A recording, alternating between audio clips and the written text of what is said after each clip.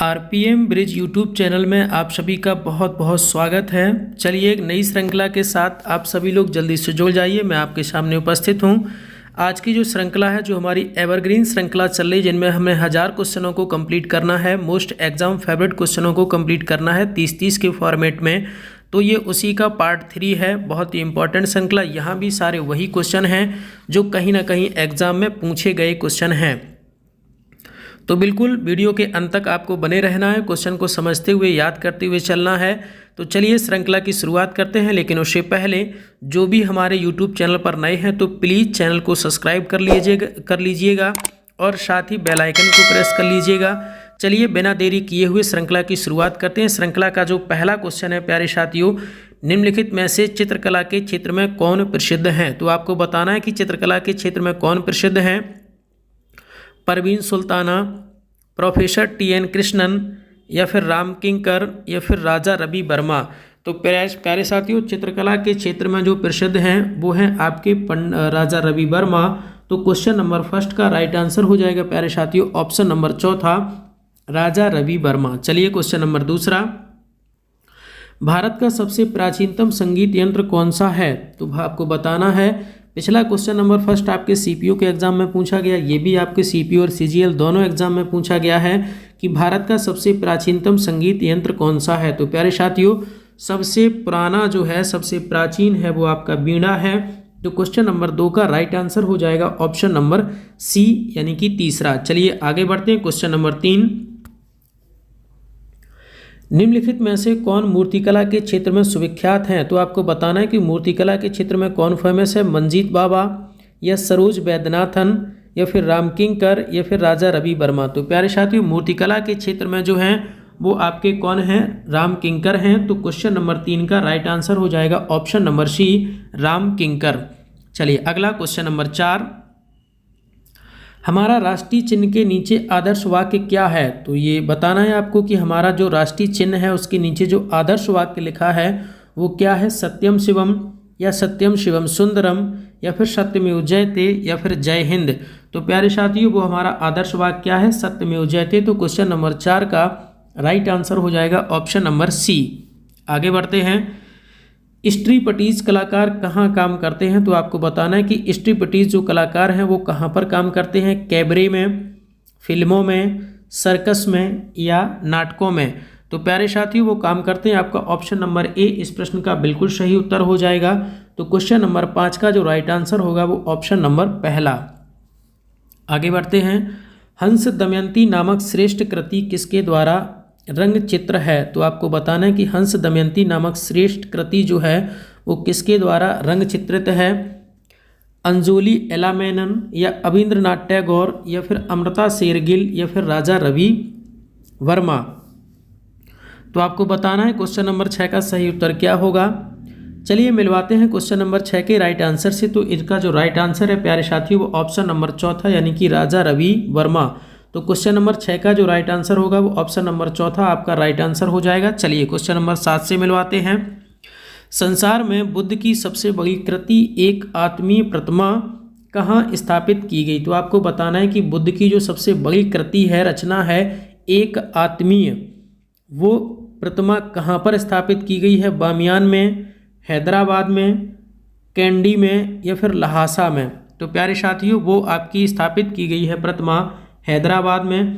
तो इस क्वेश्चन का बिल्कुल राइट आंसर हो जाएगा प्यारे साथियों ऑप्शन नंबर दूसरा, हैदराबाद। तो क्वेश्चन नंबर 7 का राइट आंसर होगा प्यारे साथियों ऑप्शन नंबर दूसरा, हैदराबाद। चलिए आगे बढ़ते हैं। क्वेश्चन नंबर 8, निम्नलिखित में से कौन सा लोक नृत्य राजस्थान से संबंध है। राजस्थान से किस लोक नृत्य का संबंध है ये आपको बताना है प्यारे साथियों कि रऊफ, झोरा, या फिर विधि, या फिर सुईसिनी। तो बताइए प्यारे साथियों कि इस प्रश्न का बिल्कुल सही उत्तर क्या होगा। तो प्यारे साथियों, राजस्थान से जो आपका संबंध रखता है वो ऑप्शन नंबर डी, यानी कि सुईसिनी। तो क्वेश्चन नंबर 8 का जो राइट आंसर हो जाएगा प्यारे साथियों वो ऑप्शन नंबर चौथा। चलिए अगले क्वेश्चन से मिलवाते हैं। क्वेश्चन नंबर 9, भील के प्रसिद्ध लोक नाटक का नाम क्या है। तो आपको बताना है कि भील के प्रसिद्ध लोक नाटक का नाम क्या है। गबरी, स्वांग, तमाशा, या फिर रम्मत।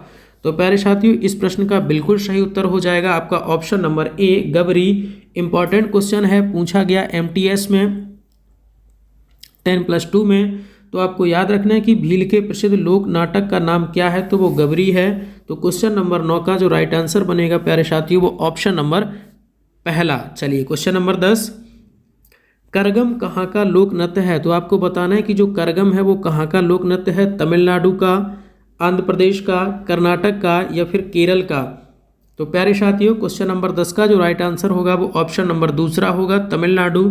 इस प्रश्न का बिल्कुल सही उत्तर हो जाएगा। तो क्वेश्चन नंबर 10 का जो राइट आंसर होगा प्यारे साथियों ऑप्शन नंबर दूसरा, तमिलनाडु। चलिए अगला क्वेश्चन आपके सामने, कमल की आकृति वाला संगमरमर का पूजा घर कहाँ पर स्थित है? देखो क्वेश्चन को कितना घुमा के पूछा गया है।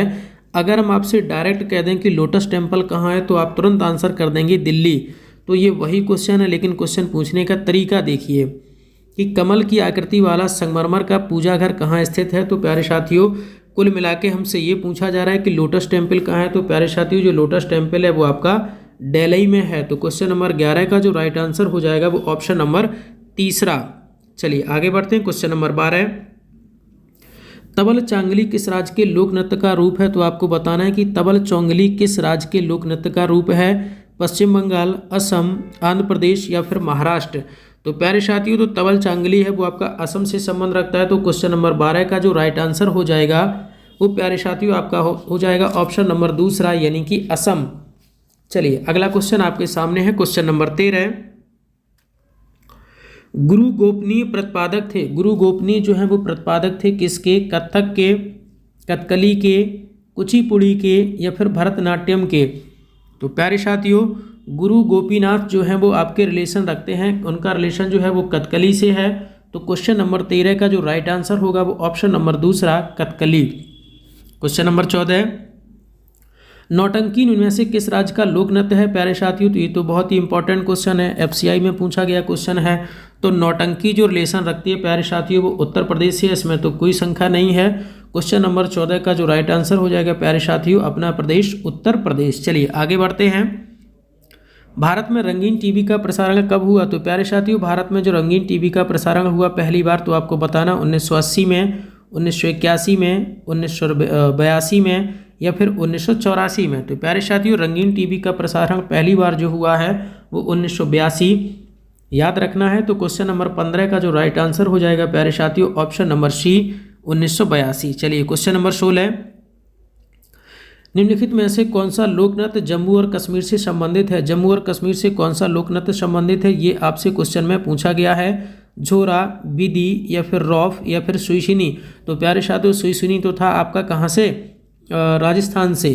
पूछा गया हमसे जम्मू और कश्मीर, तो इस प्रश्न का बिल्कुल सही उत्तर हो जाएगा प्यारे साथियों रौफ। तो क्वेश्चन नंबर 16 का राइट आंसर हो जाएगा option number C, Rauf. CGL में आया हुआ क्वेश्चन है। चलिए आगे बढ़ते हैं।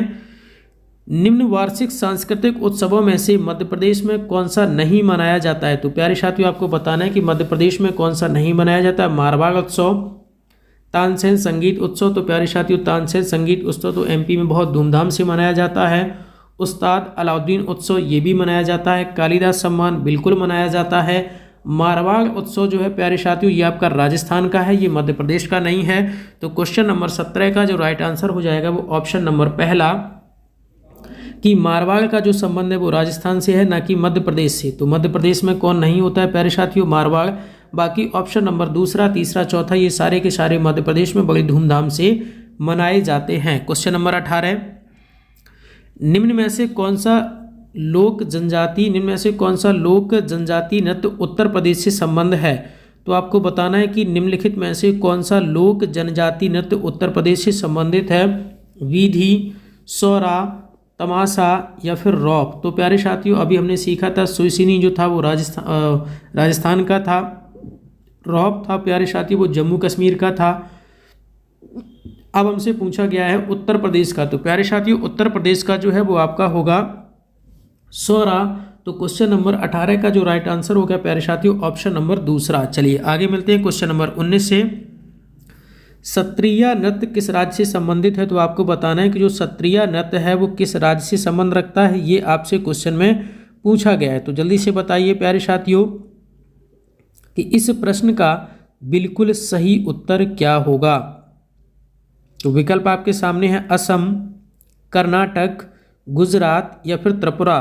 तो प्यारे साथियों, जो सत्रिया नाटक है वो मूलतः असम का है, तो इस क्वेश्चन का बिल्कुल राइट आंसर हो जाएगा असम। तो क्वेश्चन नंबर 19 का राइट आंसर होगा ऑप्शन नंबर पहला असम।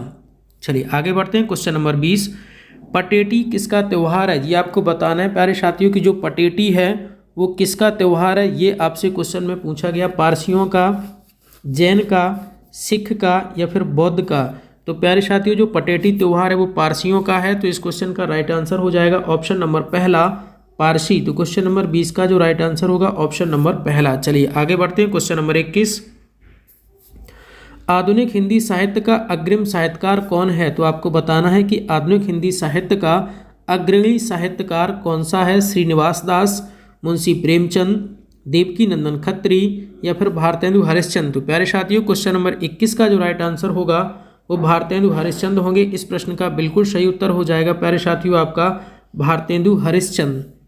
चलिए क्वेश्चन नंबर 22 से मिलवाते हैं। क्वेश्चन नंबर 22 आपके सामने है, माई प्रेसिडेंशियल ईयर्स पुस्तक के लेखक हैं। अब आपके 3 से 4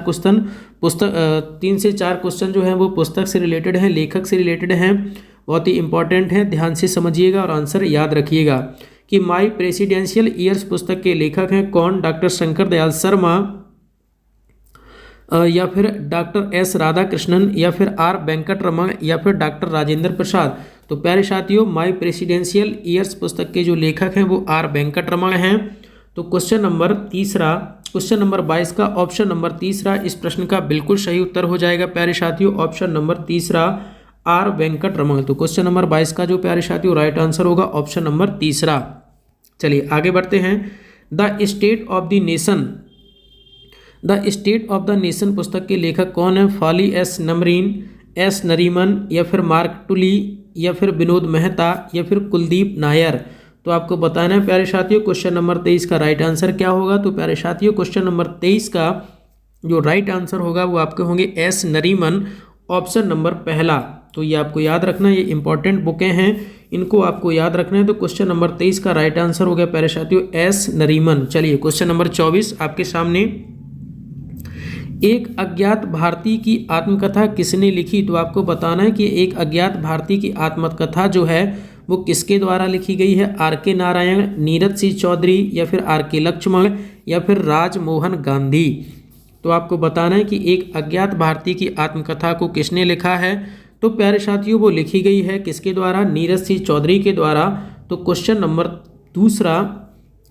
24 का ऑप्शन नंबर 2 बिल्कुल सही उत्तर रहने वाला है। तो क्वेश्चन नंबर 24 का राइट आंसर है प्यारे साथियों ऑप्शन नंबर 2। चलिए क्वेश्चन नंबर 25 से मिलवाते हैं। सिटी ऑफ जॉय पुस्तक के लेखक हैं कौन हैं? डोमिनिक लपियर या फिर अमिताभ घोष या फिर झुम्पा लहरी या फिर विक्रम सेठ। तो आपको बताना है कि सिटी ऑफ जॉय पुस्तक के लेखक कौन हैं। तो प्यारे साथियों, सिटी ऑफ जॉय पुस्तक के लेखक हैं ऑप्शन नंबर पहला यानी कि डोमिनिक लापियर। तो आपको याद रखना है क्वेश्चन नंबर 25 का जो राइट आंसर होगा वो ऑप्शन नंबर पहला। चलिए आगे मिलते हैं क्वेश्चन नंबर 26 से। दी जिन ड्रिंकर्स नामक पुस्तक के लेखक हैं, दी जिन ड्रिंकर्स नामक पुस्तक के लेखक कौन हैं? अरुंधति राय, अनीता देसाई या फिर सागरिका घोष या फिर शोभा डे। इंपॉर्टेंट क्वेश्चन है प्यारे साथियों, तो जल्दी से बताइए कमेंट करके कि इस प्रश्न का बिल्कुल सही उत्तर क्या होगा।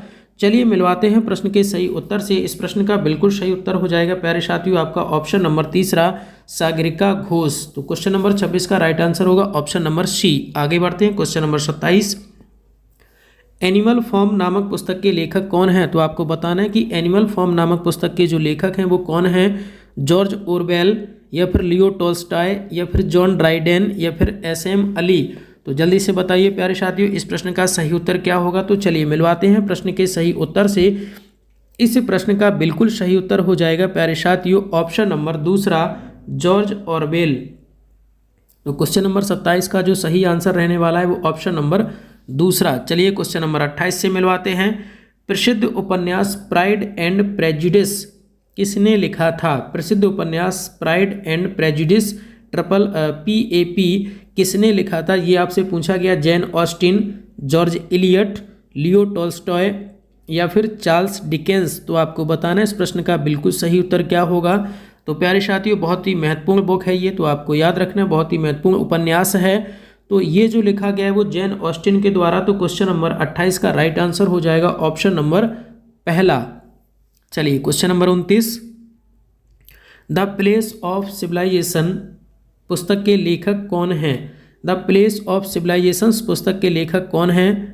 Arnold Toynbee, A L. Basham, Alvin Toffler या फिर सैमुअल हंटिंगटन। तो आपको बताना है कि क्वेश्चन नंबर 29 का सही आंसर क्या होगा। तो प्यारे साथियों क्वेश्चन नंबर 29 का जो राइट आंसर होगा ऑप्शन नंबर चौथा, सैमुअल हंटिंगटन। तो आपको याद रखना है कि क्वेश्चन नंबर 29 का जो राइट आंसर है साथियों ऑप्शन नंबर चौथा। चलिए आगे बढ़ते हैं। Beyond the lines and autobiography पुस्तक के लेखक कौन हैं? Beyond the lines and autobiography की पुस्तक के लेखक जो हैं वो कौन है? खुशवंत सिंह, जनरल जे बासम या फिर कुलदीप नैयर या फिर रे ब्रैडबरी। तो आपको बताना है कि क्वेश्चन नंबर 30 का राइट आंसर क्या होगा। विकल्प आपके सामने हैं। तो प्यारे साथियों इस प्रश्न का बिल्कुल सही उत्तर हो जाएगा आपका ऑप्शन नंबर तीसरा, कुलदीप नैयर। तो क्वेश्चन नंबर 30 का जो प्यारे साथियों राइट आंसर होगा वो ऑप्शन नंबर तीसरा, कुलदीप नैयर। चलिए ठीक है, एवरग्रीन श्रृंखला के पार्ट 3 में इतना ही, क्योंकि हमें 30-30 क्वेश्चन की श्रृंखला बनानी है। तो ये एवरग्रीन श्रृंखला का पार्ट 3 है। पार्ट 1 और पार्ट 2 आप चैनल के प्लेलिस्ट में जाके देख सकते हैं। चलिए आज की श्रृंखला में इतना ही। जो भी हमारे यूट्यूब चैनल पर नए हैं तो प्लीज़ चैनल को सब्सक्राइब कर लीजिए और साथ ही बेल आइकन को प्रेस कर लीजिए, जिससे कि कोई भी नई वीडियो अपलोड होते ही पहुंच सके सबसे पहले आप तक, और उस नोटिफिकेशन पर क्लिक करके आप पूरा वीडियो अंत तक देख सकते हैं। तो आरपीएम ब्रिज यूट्यूब चैनल में आप सभी का बहुत बहुत स्वागत है। धन्यवाद।